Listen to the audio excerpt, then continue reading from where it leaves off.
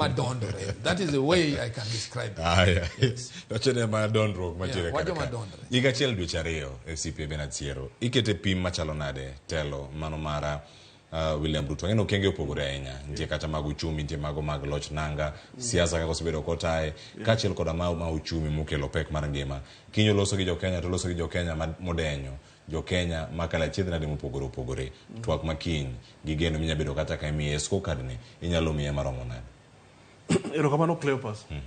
Koro kwang'iyo performance ma sirkal osebedogo, sana koro mar president kechende ma en executive powers. Ntiere lokruok mang'eny ma gisetemo keto, especially the area mag taxes.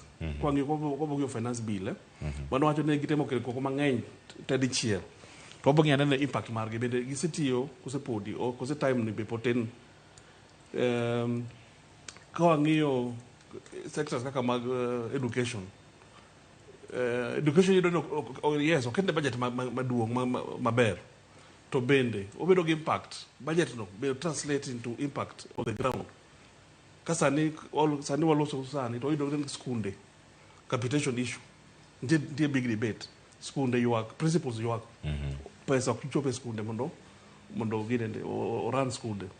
To my yen gima bedo gi direct impact education aspect and gima affect jite, especially the poor mani egwen kucha. Koro yudo ni ka wacho okay, taxes obedo increased. We create new avenues for taxes. To kwane impact mare in terms of solutions or application margi. King education, king security, but don't take issues. Bude mang'eny